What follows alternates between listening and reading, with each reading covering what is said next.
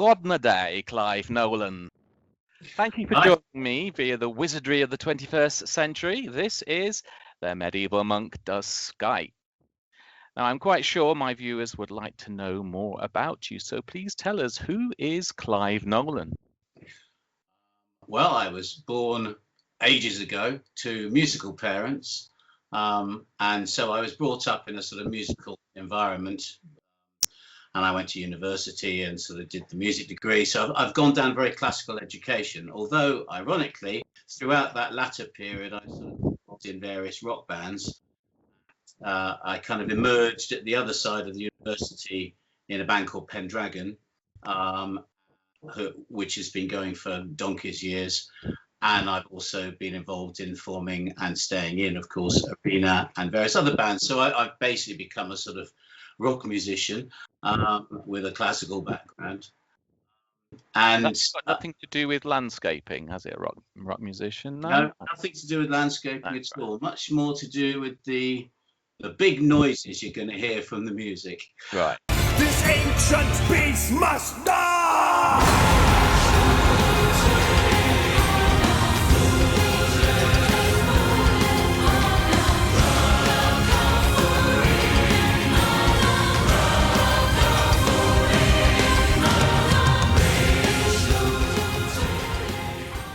So and that's been the basis of my career. Although over the last 10 years or so, I've also sort of moved into the area of musicals, because I particularly like telling stories. In the world of musicals, it's a lot more easy to sort of make that happen. They're slightly bigger pieces, stylistically and everything. So I've written to make even more noise then. Even more noise for an even longer period of time. Right. So that works very well. And then most recently, as a result actually of one of the musicals and the direction I was going in there, I developed this interest in the whole Viking thing. This is where you're sort of like time traveling. Like, I'm a time traveler, aren't I? Everyone knows I'm an 11th century monk, an authentic one. And you're kind of time traveling too, and you're coming more into my era. So what is your connection then with my world? So the background to this is I actually met during the course of the musicals. We put on various performances in Cheltenham. It became a place where people sort of all around the world would travel to come and see the musicals. And one morning I was in the hotel nearby having breakfast, and I got sort of accosted by a bunch of Norwegian guys who wanted to have a chat. And they were talking about, could we bring the musical over to Norway? And I said, it will be cheaper if you put the musical on in Norway. And they sort of said, that's a great idea. And I thought I'd never see them again, but I did. And the whole thing developed, and the whole connection with Norway has grown immensely, very, very quickly. These are quite friendly Norsemen then. They're not the friendly Vikings. They were, yes, they were not over to rape and pillage. They were basically over to enjoy the music. And thanks to them, my interest in, I suppose, the whole sort of Scandinavian thing, culture has grown. Obviously, the whole Viking thing. As a result of getting to know them and spending a lot more time in Norway, I decided with this next musical that I'm writing, which is the third in a series. The first one was called Alchemy. The second one's called King's Ransom, and the third one of these alchemy musicals, I was going to head it out to Norway. I thought, why not? Encompass the because it's got some pretty fantastic sort of countryside, if you like, and scenery. But then I thought, well, wouldn't it be interesting if I kind of gave it a slightly sort of Viking sound when we go out there within the sort of confines of the story of the musical? So then I started listening. I sort of, kind of put it into Google and found myself going in the direction of bands like Wardruna and Danheim or whatever, and discovered this whole kind of area of music that I knew nothing about. And the principle is the idea that you're kind of creating your interpretation of Viking music, because although we know some of the instruments that existed at the time, some of them have been dug up, some of them we just know about in pictures or whatever, we don't know what Viking music actually sounds like. It's awful, I can tell you. It's really bad stuff. Well, actually, you're probably right, because the very few writings that have been around about it do describe it slightly unfavorably. Right. Having said that, there is also some evidence to suggest that Viking music went a lot further than just sort of battle cries. Yeah. There was a romantic side, and there would have been a lot more of a melodic side. Yeah. Things that we can't really guess. So what these bands are doing, I mean, I'm sort of speaking for them, which I shouldn't do really, because that might not be what they're doing. But to me, what it seems they're doing is they're utilising obviously some of the instruments that did exist, which is mostly a percussion thing, but then bringing in sort of folk elements from the Scandinavian folk instruments like the psalmodicon, the nyckelharpa, and that gives us this wonderfully earthy sound. I initially just wrote one song, which was just like a test piece for this musical. But once I'd written it, I thought, hang on, I really like this. I got to do more. So I sort of left the musical to one side and thought, well, maybe I could do an album. So the next thing I was thinking was, great, okay, it needs to be a Viking story. And then in the back of my mind, I was thinking, well, if I just go plunging in there with a sort of Viking story, someone is going to turn around and say, hey, cultural appropriation. Since I'm obviously not a Viking. Then it occurred to me, the story I've known since childhood, of course, is Beowulf. As well as being, I think, the oldest English poem, or one of the oldest certainly, in existence, it's also a Viking story. Do you have an affinity with Beowulf, the hero? Is that... Well, I don't think I'm very much like him. Having said that, I do like, like, as I said at the beginning, I love a good story, and it's a great story. It's a classic sort of saga, good against evil on a sort of fairly simple level. A few rewards along the way. What's not to like? Pious monks like me, we do sneakily read it sometimes, in the cloisters.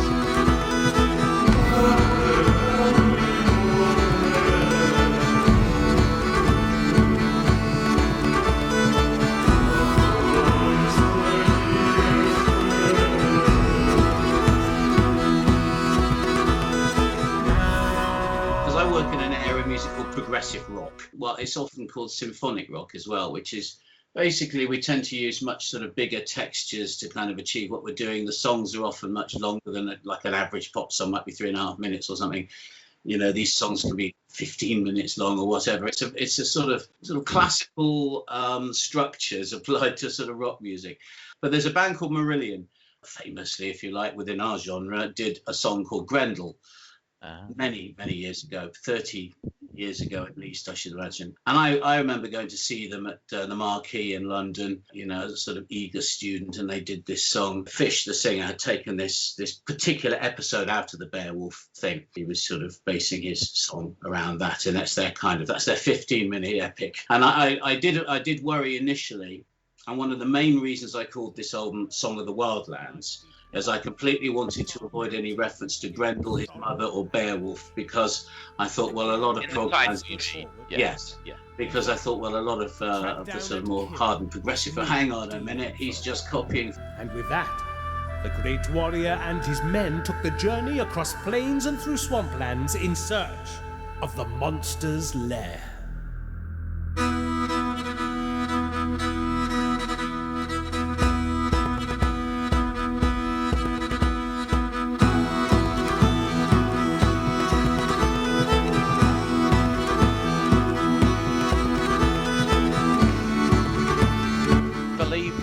Behind you is a shield that has the symbol or the logo of your Song of the Wildlands. Yes, the lady, one of the singers, Natalie, one of the 4 main singers. She is actually a carpenter by trade. She's got an extreme talent with that kind of stuff. So she made me that shield as a gift. Also, she made these, which I think will become merchandise, which are sort of little packs with the same idea. The actual dragon motif was done by David Wyatt, who's the guy who's done the artwork for the album. And I did say at the beginning, I thought if we have merchandise, it needs to be a lot more organic instead of plastic. I want it wooden. Very good. Very nice. Right thing, I think. Now, I've got a question really from the other monk of my website, Dr. Christopher Monk, who used to teach Beowulf. He taught it for about 4 years. He lectured and taught seminars on it. Now, he's asked me to ask you your opinion on a certain matter. You've probably got the answer on your person, actually, but I'll ask it. The question is, do you think Grendel and his mother get what they deserve? Should we have any sympathy for them? Of course, in today's environment, 21st century, we are taught to look much more carefully at the grey areas, encouraged to be more thoughtful towards all the sort of different angles. And on some levels, that's absolutely the way it should be. And on other levels, it does slow things down slightly. You're being very diplomatic here, I think. Don't worry, I'm getting to an answer.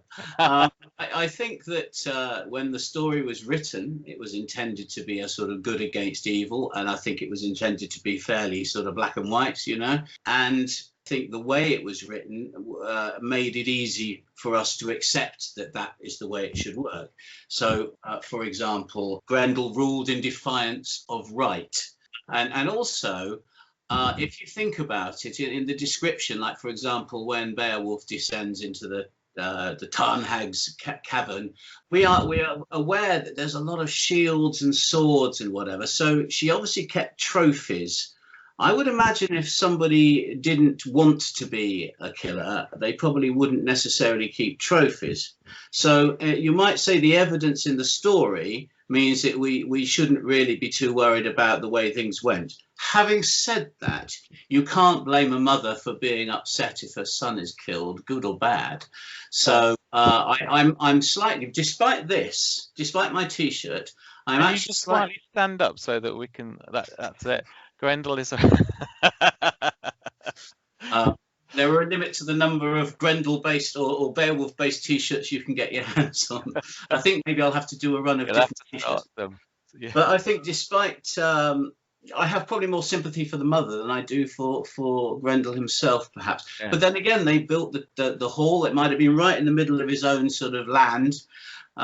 He may have felt endangered, just like a pack of lions might do if you start chopping down the jungle or whatever. So, you know, if you want to be sympathetic, there's plenty of reasons to find that you could be sympathetic. Personally, I like to think of it slightly more on a cartoon level, where there is just black and white, you know, good and evil or whatever, and sort of keep it simple.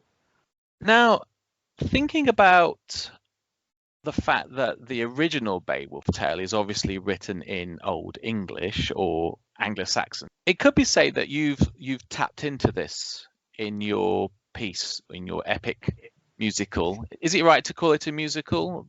No, I wouldn't call it a musical. No. I personally, I think oratorio. Yes, a secular oratorio, really. Yeah, oratorio. Well, in your oratorio, you've tapped into this linguistic history. Can you explain to the viewers how you've done that? Well, I always wanted to use Old English, Anglo-Saxon. So one of the ideas I had from very early on, I just didn't know if it was going to be possible or not, because I didn't know too clearly what it would take to kind of be able to go back and forth between English and Old English in terms of translation and pronunciation and whatever. And that was, of course, one of the big questions. It's no point putting a complete page of Anglo-Saxon in front of somebody who's, okay, sing that. Not the easiest thing. So I wanted to do it. I knew it would give a great strong flavor to the album and give it a real sort of individual, unique sort of flavor. So I had to track someone down who could actually understand and translate that language. And as we've mentioned the other month, it was to him that I went. Yes, initially I was grossly offended when I found out that I wasn't asked to do this, but I've overcome my unspiritual feelings towards him. A little bit of time spent in prayer will always cleanse you of those feelings, I feel. That once I knew that I could find someone who could help me with that made the difference. And I thought, well, okay, I'm not going to make the solo singers sing it, because obviously we need to follow the album through. We need to understand what's going on in the storytelling. So I thought, well, the best place to use it would be the chorus, because they're acting as a kind of a commentary, but it's a kind of a commentary that doesn't necessarily need to be understood, because everything has been given to us in the other parts, because I have a narrator as well.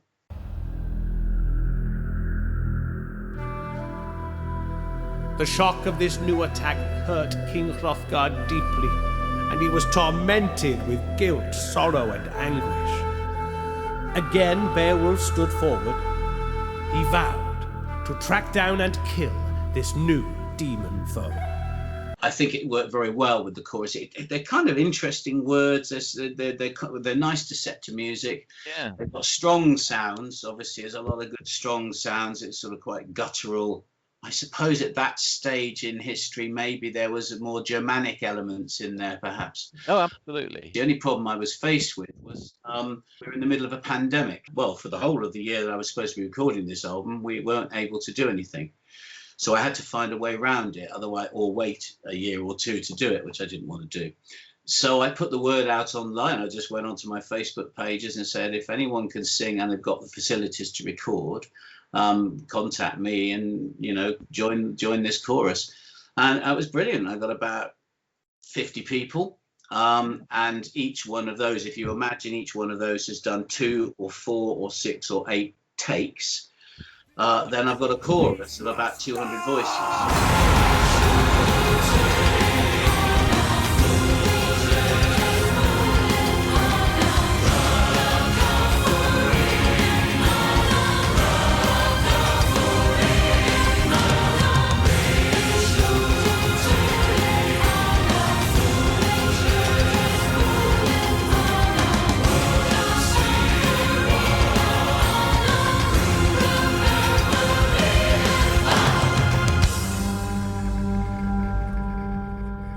Took me months of editing, has to be said. About 3 months I spent farming the stuff out, getting it back, editing it, getting it all into shape. But it sounds fantastic as a result. The people who took part seemed to really enjoy the challenge of, you know, sort of speaking the language, even if the other monk did help them slightly by giving them phonetic versions, which was a godsend really, because there's no other way we could have done it.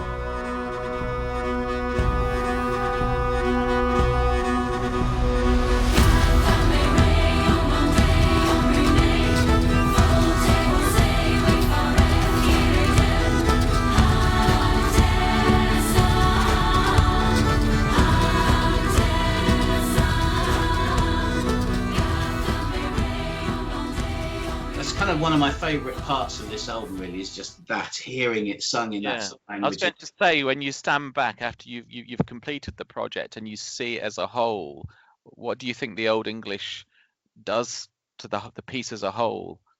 I think it connects us to the story. I think it connects us to the period of time. I think it connects us to you. It's that 1,000 years, you know, when you speak the language from, at least as well as we can tell, you're speaking the language that was spoken at the time. I think that to me has a sort of magic. It's a little bit like visiting a very, very old, a monastery, for example, and thinking, wow, 1,000 years ago, somebody else walked right down this place, stood right here. To me, those are things that I do find inspiring. So the language thing was definitely, absolutely well worth it. I was thinking as well, you did mention earlier about when you were talking about the musicals that you were doing before this and about some of the unusual instruments that you used for that. Have you brought that into the Song of the Wildlands as well? Or are we just going to hear lots of, you know, 21st century heavy percussion and electric guitars? Whatever they are. No, I very much wanted to have a much more kind of earthy sound. And that was very much inspired by those other bands that I mentioned. I'd sort of been listening to, and I based the whole kind of landscape of the music very much on a sort of percussion level. So a lot of it, there's a lot of sort of drums, and particularly the kind of like the frame drums and sort of the kind of drums and instruments that would have perhaps been around or thereabouts. So that gave a lot of, and there's a lot of energy there. You've immediately, the moment you've got some big sort of bass drum thing pumping away, or you sort of get you get the energy.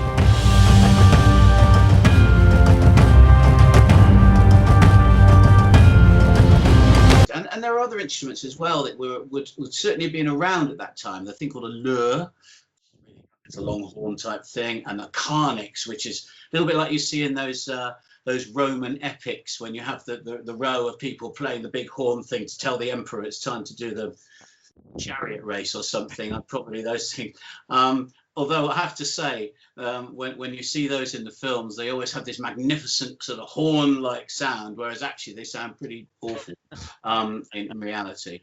Closer to a kazoo than a horn. Right. Okay. But nevertheless, you see, those sounds just add instant sort of, I don't think reality isn't quite the right word, but instant flavour. The lyre, for example, would have existed, and a few of those more primitive string instruments. And then if you then put another layer on, although they weren't around in the Viking days, nevertheless, if you add that psalmodicon, which is really kind of like a box with one string that you kind of pull a bow across, so you get kind of sort of droning sound, right? Which is great. Again, the moment you do that, it almost sounds like there's somebody doing a vocalization, actually, to me.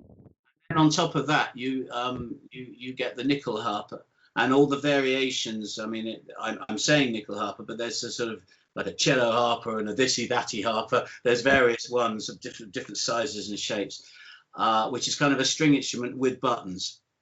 And I mean, it's still a very, very old instrument. It's been around for I think 500 or 600 years without any problem. The moment you start getting that and you start getting those drones and things like that you set up in the music, it instantly, to me anyway, it instantly kind of gives me that sort of flavor. The original challenge was, well, to kind of create your own interpretation of Viking music. So in my way of doing it, I added a sort of cinematic layer. Because it's just in the nature of what I am as a writer. So on top of all those instruments, I kind of brought in the orchestra. What I didn't bring in, they would say, you haven't got loads of synthesizers and such like in there. It's not an electronic sounding album in any way whatsoever. There's a certain amount of electronic trickery, but there's not actually sort of, Moog solos all over it or something. It is really dramatic and powerful stuff, and very, very atmospheric. Really, I really enjoyed listening to the parts I have, which kind of brings me to the final question is of how do the good folks listening and watching here, how do they avail themselves of your record?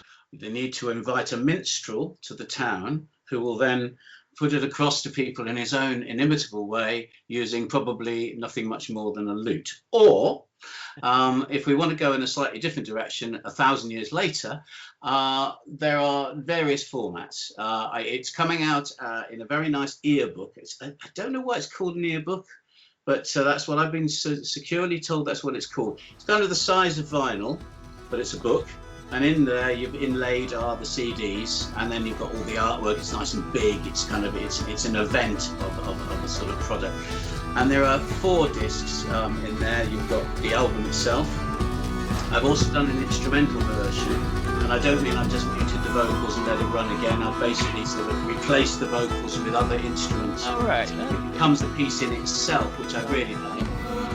And at the end of that, you've also got what I call the narrator mix. So what I've done is I've taken all the narration, put it back together. I got the guy to do a few other bits which weren't explained because they're done by songs. So you've got like a version of just the whole story as a little short narration.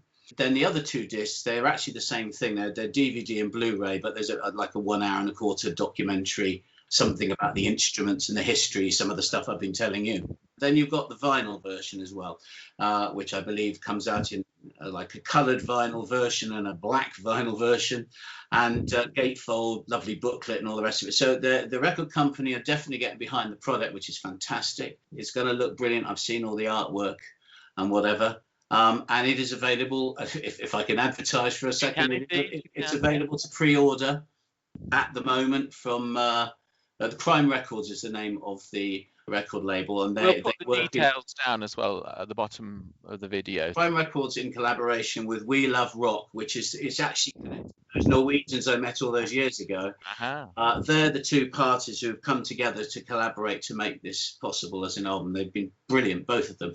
And shop.crimerecords.no/, which I'm sure you can put up on the screen somewhere or something. That's where you need to go if you want to pre-order this album. But, that's brilliant. Well, I hope lots of people do, and I know I need to go and do that as well, and share it with my brethren when I. Well, I'm pretty sure that the other guy will Yeah. probably get a copy, because after all, he did have some involvement. But Well, you think he might? You think he might let me listen to it then? he might.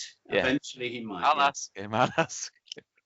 Right. Well, that just leaves me to say thank you so much. It's been really interesting understanding your creative project, and I'm sure everyone's going to be excited as we get nearer to that date when it's finally released. So once again, thank you so much, Clive Nolan. Thank you very much.